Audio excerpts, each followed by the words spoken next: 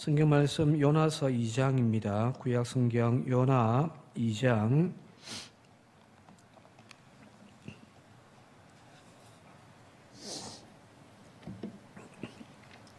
1절에서 마지막 10절까지 요나서 2장 1절에서 10절까지 한 절씩 교독하겠습니다. 요나가 물고기 뱃속에서 그의 하나님 여호와께 기도하여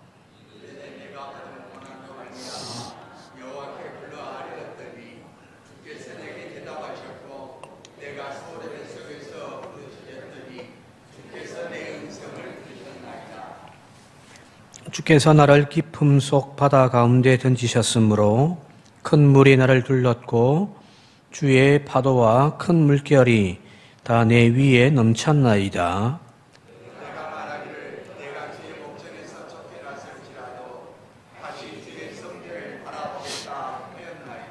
물이 나를 영혼까지 둘러싸우며 기품이 나를 에워싸고 바다 풀이 내 머리를 감쌌나이다.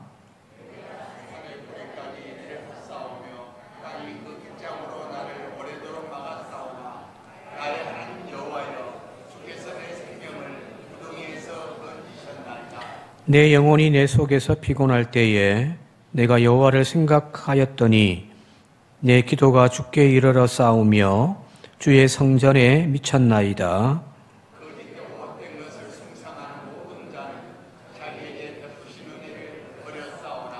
나는 감사하는 목소리로 주께 제사를 드리며 나의 서원을 주께 갚겠나이다. 구원은 여호와께 속하였나이다 하니라. 여호와께서 그 물고기에게 말씀하시매 요나를 육지에 토하니라. 아멘.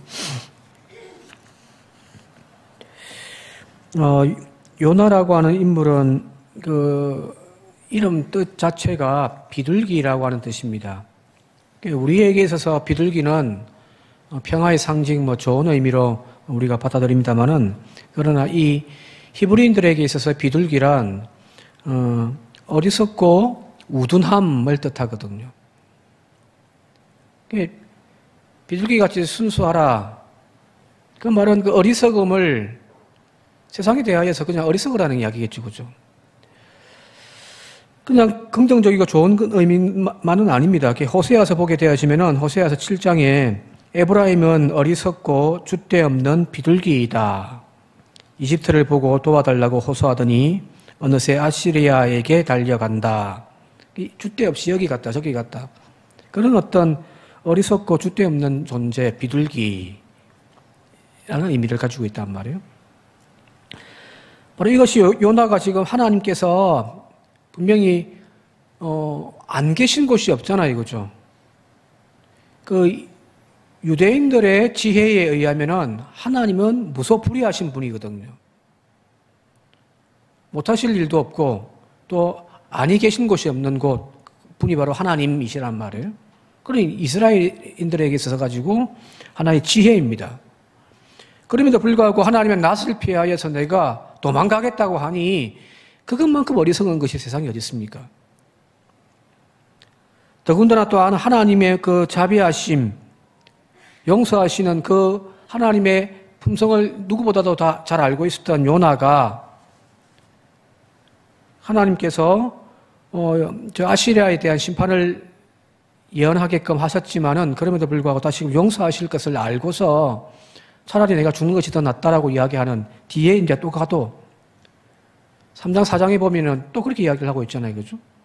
참 어리석은 존재, 하나님을 이겨보려고 하는 그런 어리석은 존재, 자신의 생각과 다른 하나님의 뜻을 피하여 니느웨가 아닌 다른 다시스로 도망가는 그런 어리석은 모습을 보여주고 있는 존재가 바로 비둘기, 요나라는 겁니다. 오늘 어찌 보면 저와 여러분들의 모습이 그런 모습이 아닌가 싶습니다. 우리는 다 알고 있잖아요. 하나님의 손에 우리가 붙들림 바 되어진다고 한다면은 조금 전에 우리가 찬송을 불렀듯이 하나님은 저 천국 가는 그날까지 우리를 보호하시고 인도하시고 바른 길로 이끌어 가실 건데 왜 자꾸 하나님의 손을 피해서 자꾸만 내 생각, 내 주장, 내 인생을 찾아 나서려고 하는 거예요. 그게 어리석음인 거죠. 그게 바로 오늘 우리가 이 땅을 살아가고 있는 요나와 같은 모습들이란 말이에요.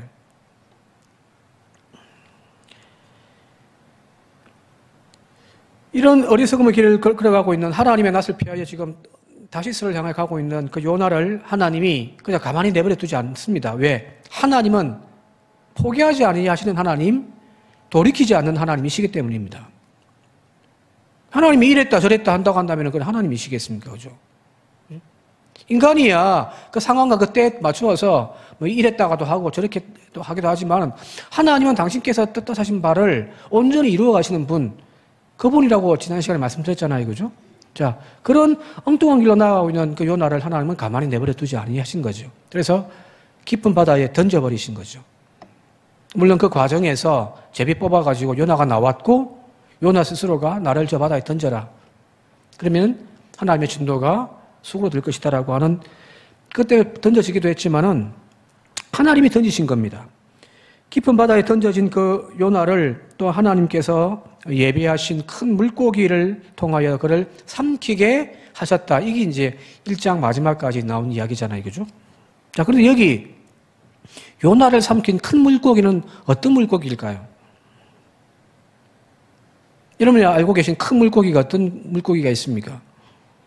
그래서 우리는 어렸을 때에 성경학교에서 교회 학교에서 이제 배웠던 요나와 관련되어진 요나를 삼킨 물고기를 고래라고 표현했단 말이에요. 그죠? 왜? 고래가 큰 물고기니까. 과연 고래일까요? 예전에 제가 학창 시절에 자주 불렀던 복음성가 중에 요나의 기도라고 하는 복음송이 있었습니다. 혹시 아마 아실 거예요. 한번 가사를 제가 쭉 읽어드리면은, 내가 고난 받을 때 주님 대답하셨고, 이게 음원이 이렇습니다. 내가 고난 받을 때 주님 대답하셨고, 쭉 이렇게 부르는 노래예요. 혹시 기억나신가요? 그 가사 보면은 내가 고난 받을 때 주님 대답하셨고, 내가 울부짖을 때 주님 들으셨도다. 어두운 밤 홀로 지날 때 주님 함께 하셨고, 세상 방황할 때도 주님 인도하셨네. 주께서 나를 바다 깊은 데 던지셨으며 큰 파도 물결 나를 둘러싸 난 살 수 없었네. 나의 하나님, 이 불쌍한 죄인 용서하소서. 세상 홀로 불순종한 이 영혼 구원하소서. 나의 하나님 여호와여, 주께서 날 건지셨네. 내 영혼이 주께 다 큰 구원의 은혜 받았네. 구원은 여호와께로, 구원은 여호와께로, 구원은 여호와께로, 구원은 여호와께로. 이런 찬양이었습니다. 자, 이 찬양의 가사의 앞부분에 아까 처음에 나왔던 부분을 보게 되시면, 내가 고난받을 때, 내가 어두운 밤 홀로 지날 때, 세상 방황할 때, 바로 그때가, 이 가사에는 물고기가 안 나오잖아요. 그죠? 여기 나와 있는 고난받을 때, 울부짖을 때, 어두운 밤 홀로 지날 때, 세상 방황할 그때, 바로 그때가 물고기의 뱃속이라는 이야기입니다.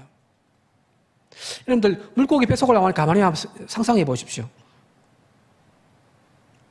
보이는 것은 아무것도 없습니다. 말 그대로 어둠 그 자체죠. 그죠? 그곳은 죽음의 자리입니다. 언제 내가 소화되어져서 내 몸이 완전히 녹여질지 모르는 그 죽음의 자리. 그죠? 더군다나 하나님을 뜻을 쫓아가다가 닥쳐진 그 상황이 아니라 하나님을 떠나서 도망가다가 닥쳐진 그 상황. 그것이 바로 큰 물고기의 뱃속을 의미하는 것은 아닐까라는 겁니다. 단순히 그 물고기가 어떤 물고기냐, 고래냐, 무슨 상어냐, 그게 중요한 것이 아니에요. 그 물고기의 뱃속에 던져져 있는 요나의 지금 현재 그가 당하고 있는 상황, 그에게 지금 닥쳐져 있는 그 현실, 그것이 바로 이런 상징적인 의미로 표현되어 있는 것은 아닐까라는 겁니다. 무슨 물고기가 무슨 중요해요, 그죠? 그죠? 그 절망적인 상황, 그 고통의, 그 죽음 바로 눈앞에 있는 그 상황, 그것이 물고기 아닐까? 어쩌면 요나가 지금 서 있는 이 물고기의 뱃속이라고 하는 것이 바로 그런 절망적이고 어둠의 밤일 수 있다는 겁니다. 아무 희망도 없는, 말 그대로 이제 절망의 끝에 서 있는 상황. 스스로의 힘으로는 아무것도 할 수 없는 절대적인 그 어둠의 상황. 이것이 바로 지금 요나를 삼킨 물고기의 뱃속입니다. 자, 그렇다면 오늘 우리가 가지고 있는 생각 하나를 고쳐 먹어야 될 부분이 있습니다. 그게 뭐냐면은 그동안 우리는 이 모든 것들, 앞서 이야기했던 대로 희망이 없고 절망적이고 어둠이고 고난당하고 내가 또 눈물로 부르짖는 그 상황, 이 모든 것들을 우리는 그냥 빨리 벗어버려야 할 악한 것이라고 우리는 생각을 하고 있었잖아요. 그죠? 그죠? 가난, 질병, 죽음, 고통, 이런 것들의 어둠, 지금 이 요나의 뱃속이라고 우리가 표현한다고 한다면 이것은 우리가 빨리 벗어버려야 할 것들이라고 생각을 했는데, 근데 가만히 보세요. 이 큰 물고기를 누가 보내셨다고요? 앞서 우리가 읽었던 1장 마지막 17절에 여호와께서 이미 큰 물고기를 예비하사 요나를 삼키게 하셨단 말이에요. 그죠?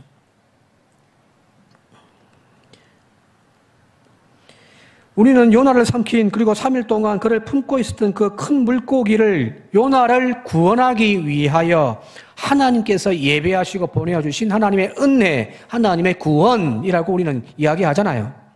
그죠? 자, 그리 본다고 한다면은 이 큰 물고기가 상징하는 절망적인 그 어둠 속, 무기력하게 주저앉아서 지금 눈물만 흘리고 있는 그 시간들, 주위를 둘러봐도 아무것도 보이지 않는 희망 없는 지금 나의 삶에 닥쳐져 있는 그 현실들, 죽음과 같은 지금 이 고난의 시간들, 이 모든 시간들이 하나님의 구원의 은혜일 수 있다는 겁니다. 자, 이렇게 본다고 한다면은 지금 요나가 왜 지금 그 다 죽게 생긴 그 물고기 뱃속에서 제 같으면 막 하나님께 손발 빌면서 살려달라고, 내가 잘못했다고, 제발 좀 살려달라고 그렇게 아마 기도할 것 같은데, 근데 지금 요나는 살려달라는 기도보다는 하나님을 향하여서 찬송하고 있습니다. 하나님, 이 절망의 죽음의 이 자리에서 나를 구원하여 주십시오라고 이렇게 이야기할 것 같은데, 아니요, 요나는 지금 하나님을 찬양하면서 하나님께 감사하고 있다는 겁니다. 자, 오늘 읽었던 본문 말씀의 2절, 6절, 9절을 같이 한번 좀 읽어볼까요? 2절, 6절, 9절입니다. 같이 읽겠습니다. 시작. 이르되 내가 받는 고난으로 말미암아 여호와께 불러 아뢰었더니 주께서 내게 대답하셨고, 내가 스올의 뱃속에서 부르짖었더니 주께서 내 음성을 들으셨나이다. 6절. 내가 산의 뿌리까지 내려갔사오며 땅이 그 빗장으로 나를 오래도록 막았사오나 나의 하나님 여호와여, 주께서 내 생명을 구덩이에서 건지셨나이다. 9절. 나는 감사하는 목소리로 주께 제사를 드리며 나의 소원을 주께 갚겠나이다. 구원은 여호와께 속하였나이다 하니라 하는 겁니다. 지금 요나가 하는 이 찬송을 잘 들어보면은 어떤 탄식 혹은 탄원, 나를 구원해 달라고 막 간절히 요청하는 그런 기도의 내용이기보다는 오히려 구원받은 자가, 지금 이제 살아난 자가 부르는 노래 같단 말이에요. 쭉 읽다 보면은 요나가 지금 고래의 뱃속이 아니라 지금 하나님이 자신을 구원해 준 그 은혜에 대하여서 그걸 감사하면서 그 은혜에 또 보답하기 위하여 내가 앞으로 이렇게 살겠습니다라고 하는 그런 다짐의 노래처럼 보여진단 말이에요. 그런데 이 지금 찬송의 기도는 요나가 어디서 하냐면 뱃속에서 하고 있단 말이에요. 고래의 뱃속에서. 고래가 아니죠. 큰 물고기 뱃속에서. 자, 1절 같이 한번 읽어볼까요? 1절 시작. 요나가 물고기 뱃속에서 주 하나님께 기도드리며. 앞서 이야기했듯이 우리 같으면, 저 같으면 살려달라고, 하나님 제발 나를 버리지 말라고 막 애걸복걸 할 것 같은데 아니에요. 오히려 그 죽음의 자리, 아무것도 보이지 않는 그 절망의 시간 속에서 요나는 하나님을 향하여 찬송을 하고 있습니다. 뭘까요?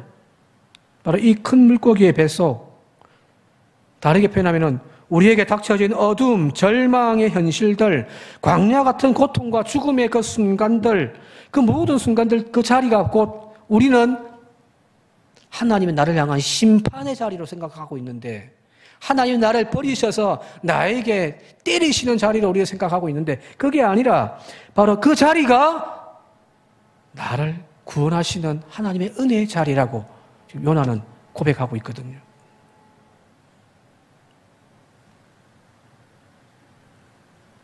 하나님을 등져서 멀리 멀리 떠나가고 있는 그 탕자를 그냥 내버려 두지 아니하시고 그를 구원하기 위하여 보내어 주시는 하나님의 은혜, 그게 우리가 당하는 절망적인 어둠과 죽음과 고통과 광야의 척박한 삶이라는 그 이야기입니다. 따라서 절망 속에서 눈물과 좌절만 할 것이 아니라 그 절망의 자리에서 오히려 하나님의 구원을 노래하며 하나님의 구원을 바라볼 수 있는 저와 여러분들이 되시길 바랍니다. 그게 고래예요. 막 착한 고래가 막 하나님 말씀 듣고 쫙 와가지고 탁 삼켰다가 뱃속에서 이거 안 다치게 조심하게 막 보호했다가 탁 토해내는 그 이야기가 아니라 이 고래는요, 말 그대로 죽음이에요. 절망의 그 시간들이라는 거예요.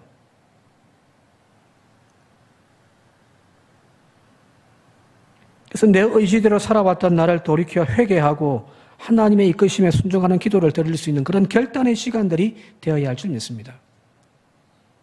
그리 본다고 한다면은 사도 바울이 자신이 앓고 있었던 그 어떤 안질, 육체의 가시라고 표현하는 그 고통을 하나님 떠나보내달라고 3번 기도했잖아요. 그죠? 그때 하나님이 뭐라고 말씀하십니까? 내 은혜가 네게 족하다. 나의 능력이 약한 데서 온전하여 심이니라. 그 육체의 가시가 사도 바울이 경험했던 고래가 아닐까요?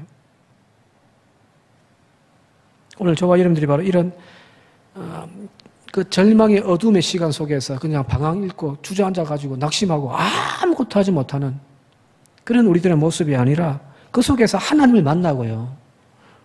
그래서 그 속에서 오히려 더 하나님을 향하여 찬송을 부를 수 있는 그런 저와 여러분들이 되어질 수 있길 바랍니다. 실은 은혜의 자리입니다. 자, 이제 마지막 절 한번 보도록 할게요. 10절입니다. 10절 같이 한번 읽어볼까요? 10절 시작. 여호와께서 그 물고기에게 말씀하시매 요나를 육지에 토하니라.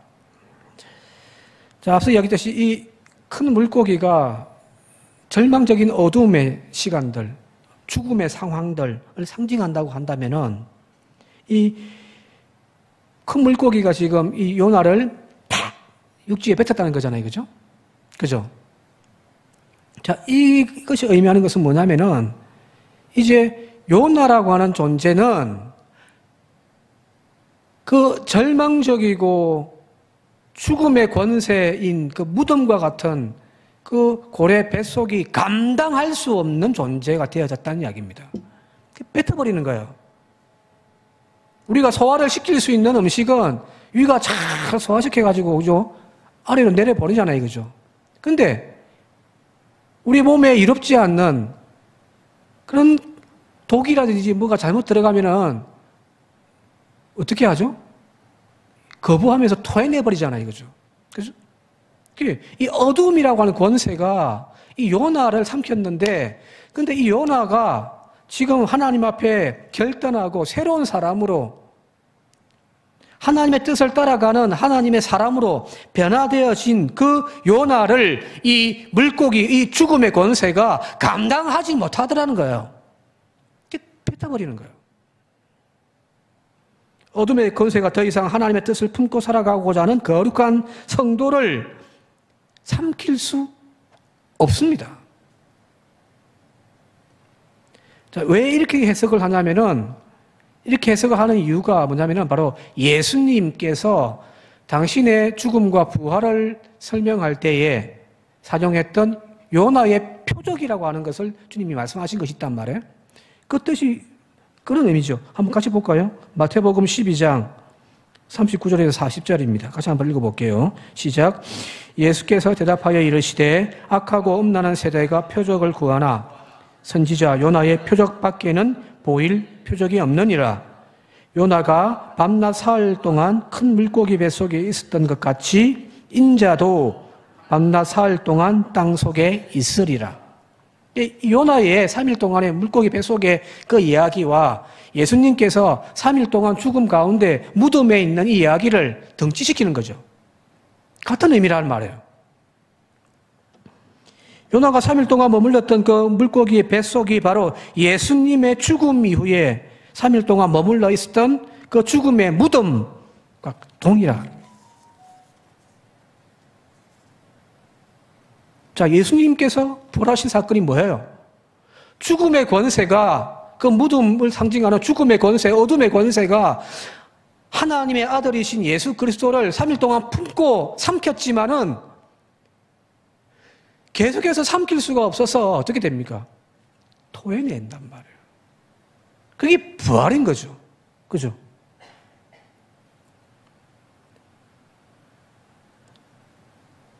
요나의 이야기도 마찬가지인 거예요. 하나님의 뜻을 쫓아 살지 못하고 저 멀리 오히려 또 도망가던 그를 하나님이 붙잡으셔가지고 결국 던지셨는데 그것이 바로 절망적인 죽음의 어둠의 권세에 던져져 버린 거죠. 말 그대로 고래 뱃속이에요. 죽음의 자리예요. 죽음의 자리. 이 무덤이에요. 그 속에서 그가 하나님을 만나고 하나님을 통하여서 그 절망적인 시간 속에 오히려 하나님을 향하여 찬송하는 하나님의 사람으로 변화되어지기 시작하니까 이 죽음의 권세가, 어둠의 권세가, 절망적인 그 자리가 하나님의 사람을 소화시키지 못하는 거예요. 뱉어버립니다. 오늘 우리도 마찬가지입니다. 우리를 둘러싸고 있는 어둠의 현실들, 우리를 절망케 하고 우리를 좌절하게 하는, 그래서 죽은 자와 방불케 하는 그 어둠의 권세들이 결코 하나님의 거룩한 자녀들을 삼킬 수 없습니다. 토해내게 돼 있단 말이에요. 이것이 내 인생의 끝인 것처럼 여겨지는 그 자리에서 내가 하나님의 사람으로 다시금 거듭나고 하나님의 손이 나를 붙들고 있을 때에 어둠은 우리를 이길 수가 없습니다. 한국 교회가 엉망진창이 되어져 가지고 어둠의 세상 가운데 가두어져 있고 이제 끝인가 싶은 이런 현실들이지만은, 그러나 교회가 다시금 하나님의 빛과 소금의 역할을 감당하며 하나님의 사람으로서 다시금 거듭날 때 세상은, 어둠은 교회를 삼킬 수가 없습니다. 토해내버리는 존재예요.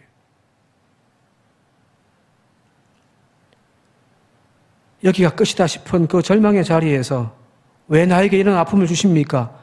나는 이제 여기가 끝입니까? 라고 하는 절망의 소리를 내기보다는 오히려 우리를 향하신 하나님의 손길을 붙잡고 다시 일어서는 저와 여러분들이 되시길 바랍니다. 이 고난은 하나님 빨리 떠나가게 해주십시오. 여기서 벗어나게 해주십시오. 그런 기도가 아니라 정말 하나님으로 다시금 거듭나는 그런 믿음이 되어진다면 자연스럽게 어둠을 이겨낼 수가 있습니다. 하나님의 낯을 피해 멀어지는 그곳에서 만나는 절망, 어둠의 현실들, 그 현실들이 다시금 하나님의 자녀들로 거듭나고 하나님의 거룩한 뜻을 품고 살아가는 삶으로 변화되어지는 그 순간부터 큰 물고기가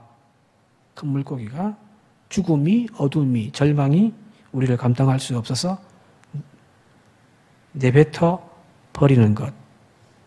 여기 주님의 부활이고 그 부활의 능력으로 살아가는 저와 여러분들의 삶입니다.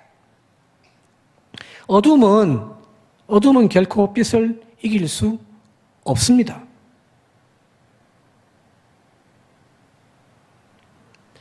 이제 요나의 이 찬송이 바로 우리의 기도가 되어지고 우리의 결단의 노래가 되어질 수 있기를 바랍니다. 내가 원하는 것을 이루어 가던 인생이 아니라 이제는 하나님이 원하시고 하나님의 뜻하시는 인생으로 바뀌어져 가는 인생 되어져야 될 거 아니에요, 그죠? 언제까지 계속 그런 기도만 하시겠습니까? 내가 원하는 것들을 채워달라고 언제까지 그런 기도만 하시겠어요? 내가 변하면 나를 둘러싸고 있는 모든 어둠의 현실들이 바뀌어집니다. 분명합니다. 요나의 기도가 그래서 멋진 거예요.